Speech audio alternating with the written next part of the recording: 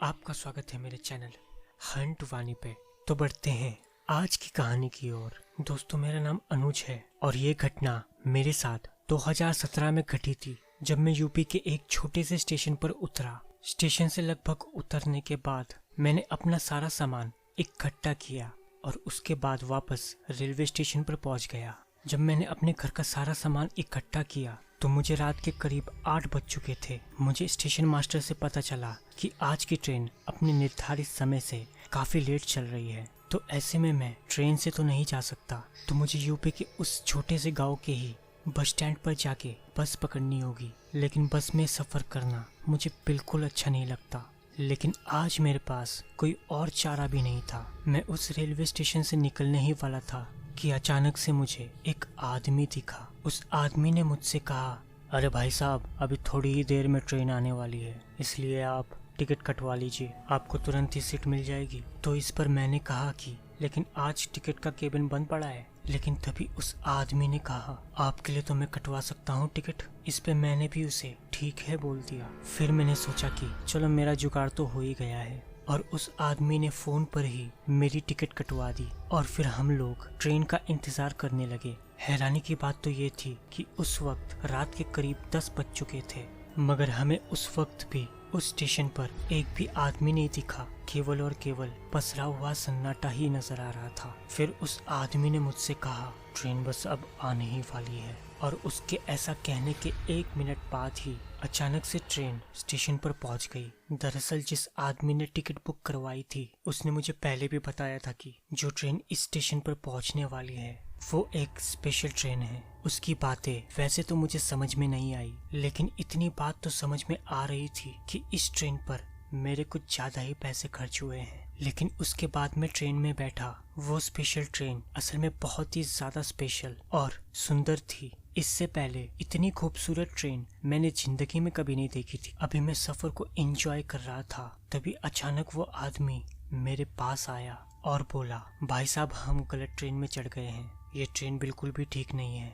और इतना बोलने के बाद वो आदमी वहीं पर बैठ गया। वो आदमी मुझे बहुत ज्यादा डरा हुआ लग रहा था, तो मैंने भी उस आदमी से पूछा, भाई साहब क्या हुआ, आप ठीक तो है ना? जिस पर उस आदमी ने मुझसे कहा कि मैं तो बिल्कुल ठीक हूँ, लेकिन जिस ट्रेन में हम बैठे हैं वो ट्रेन ठीक नहीं है। अभी जब मैं इस बोगी के पीछे से आया तो ये बहुत ज्यादा बिगड़ा हुआ था। मुझे तो उसकी बातें बिल्कुल समझ में नहीं आई। और फिर उस आदमी ने मेरा हाथ पकड़ा और मुझे एक अलग बोगी में ले गया। सच में मैं भी एकदम से हैरान हो गया, क्योंकि पहले मैं जिस बोगी में बैठा हुआ था वो बोगी एक स्टेशन पर रुकी हुई थी। जिस बोगी में अब मैं था वो बोगी एक जंगल में रुकी हुई थी। तो पक्का इस बोगी में कोई ना कोई गड़बड़ी तो जरूर थी। ट्रेन भी एक जगह रुकी हुई थी। लेकिन उसके बाद जब हम एक दूसरी बोगी में आ गए तब हमने देखा कि ये ट्रेन किसी गांव में खड़ी थी। मैं और वो आदमी दोनों ही ट्रेन से नीचे उतरे, लेकिन उस गांव में हमें दूर दूर तक कोई नजर नहीं आ रहा था। और उसके बाद उस ट्रेन ने हमें हॉर्न दिया। फिर हम भी जाकर उस ट्रेन में बैठ गए। पता नहीं ये ट्रेन किस जगह जाने वाली थी, मुझे भी समझ में नहीं आया। और उसके बाद हम बोगी नंबर 11 में पहुंच गए। जब हम उस बोगी में पहुंचे तो हमने देखा कि बाहर की तरफ से एक स्टेशन नजर आ रहा था। तो हम लोग उस स्टेशन के लिए एकदम से उतर गए। उस स्टेशन पर उतरने के बाद हम लोग एक दुकानदार के पास पहुंचे और उसे हमारे साथ घटी इस घटना के बारे में बताया। तो उस दुकानदार ने अपनी मुंडी ऊपर की तरफ उठाई। उसका चेहरा देखने के बाद मैं तो एकदम से डर गया, क्योंकि इस बार मैंने देखा कि उसका चेहरा, जिसके अंदर सिर्फ हड्डियां ही हड्डियां मुझे दिखाई दे रही थी, उसका चेहरा इतना डरावना था कि मैं और वो आदमी तुरंत ही वहाँ से भाग निकले। लेकिन जब हमने वहाँ के आदमियों के सारे चेहरे देखे तो मानो आज ऐसा लग रहा था जैसे आज हम लोग भूत प्रेत की दुनिया में शामिल हो चुके हैं। चारों तरफ केवल और केवल भूत प्रेत और बहुत ही डरावने चेहरों के साथ वो आदमी खड़े थे। लेकिन उस ट्रेन ने एक बार फिर से वही हॉर्न दिया और फिर हम लोग भी एकदम से उस ट्रेन में जाके बैठ गए। लेकिन एक बार फिर ट्रेन एक स्टेशन पर रुकी। ये एक स्टेशन था और इसके चारों तरफ लाल कलर की लाइट लगी हुई थी। चारों ओर रोशनी ही रोशनी नजर आ रही थी। हमें लगा कि इस स्टेशन पर हमारा कुछ हो सकता है, तो मैं और वो आदमी इस स्टेशन पर नीचे उतर गए और उसके बाद फिर चारों तरफ हम घूमने लग गए। ये स्टेशन भी खामोशी के अंदर डूबा हुआ था। और फिर अचानक से हम एक और दुकानदार के पास पहुंचे तो वो दुकानदार मुझे एकदम से बोल पड़ा, बाहरी दुनिया के लगते हो। वो बस इतना बोलकर चुप हो गया। उसने मुझे एक शब्द भी आगे नहीं बोला। उसकी बातें अब मेरी जहन में थोड़ा थोड़ा बैठने लगी। हमें वहां से थोड़ी दूर आगे एक बस स्टैंड मिला। उस आदमी ने मुझे अपने पीछे आने का इशारा किया और फिर मैं भी उसके पीछे पीछे चल पड़ा। जब हम लोग उस बस स्टैंड के करीब पहुंचे तो हमने देखा कि उस बस स्टैंड पर कुछ आदमी नजर आ रहे थे और वहां पर एक सफेद रंग की बस भी खड़ी थी। हम लोग उस बस के पास पहुंचे और फिर हम उस बस के अंदर दाखिल हुए तो हमने देखा कि वह बस अंदर से ही काफी सुनसान पड़ी थी, क्योंकि उस बस के अंदर कोई भी यात्री नजर नहीं आ रहा था। और फिर अचानक से वो बस स्टार्ट हो गई, मानो उस बस को ही हमारा ही इंतजार था। हम लोग भी उस बस में आराम से बैठे हुए वहां से निकलने लगे। वो बस उस जगह से चल पड़ी। लगभग 2 किलोमीटर चलने के बाद एक बस स्टैंड आया। तभी अचानक मेरे फोन की रिंग बजी। जब मैंने फोन को देखा तो फोन पर मेरी वाइफ थी। मैं उसे अपने साथ बीती हुई सारी बातें बताने ही वाला था तो पहले तो मेरी नजर फोन की डेट पर पड़ी तो मैंने देखा कि आजकल की डेट हो रही थी, यानी आने वाली कल की डेट।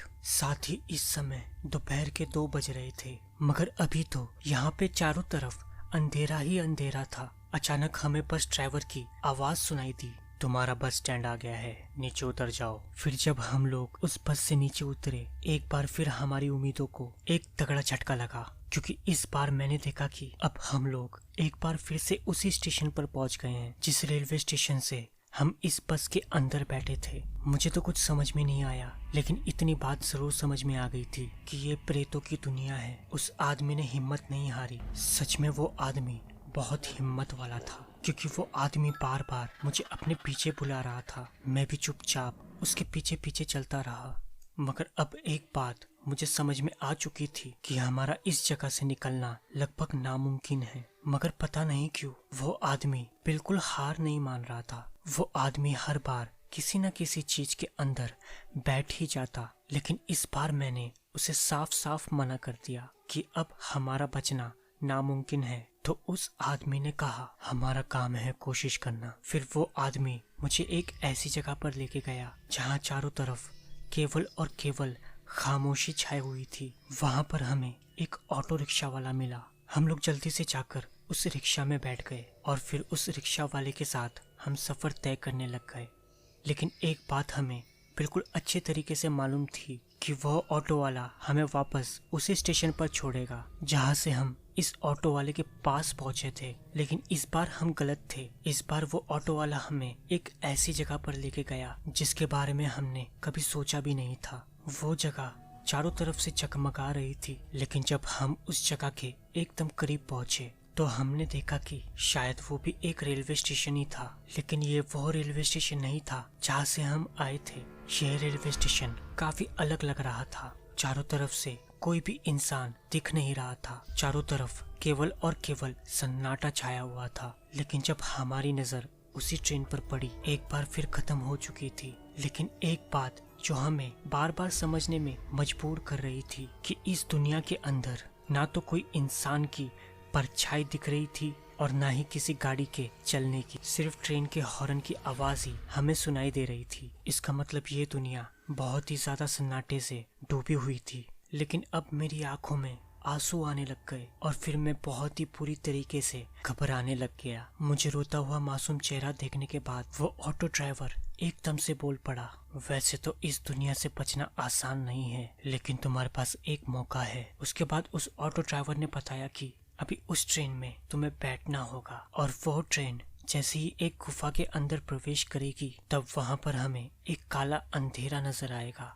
और हमें तुरंत ही उस अंधेरे में प्रवेश करना होगा। हमें तब तक नहीं रुकना है जब तक हमें एक स्टेशन नजर नहीं आता। उसके बाद हम जल्दी से जाकर उस ट्रेन में बैठ गए और फिर वही हुआ। वहां पर अंधेरा नजर आने लग गया, लेकिन ट्रेन काफी ज्यादा रफ्तार में थी। हमें कूदने में थोड़ी मुश्किल तो थी, लेकिन हमारे पास हमारी जिंदगी बचाने के लिए आखिरी रास्ता था। इसलिए हमने हमारे हाथ पैरों की चिंता छोड़ दी। उसके बाद हम तुरंत ही नीचे कूद गए। नीचे कूदने के बाद हमें बिल्कुल चोट नहीं आई और उसके बाद तुरंत ही हम उस काले काले अंधेरे के अंदर भागने लगे। हमें वही स्टेशन दिखा जिस स्टेशन से हम उस ट्रेन में बैठे थे। लेकिन जब वहां पर पहुंचे तो हमने देखा कि वहां पर अब सुबह के 6 बज रहे थे, यानी कि लगभग एक दिन तक उस बाहरी दुनिया के अंदर रहना पड़ा। हमारे पेट के अंदर काफी भूख लग रही थी।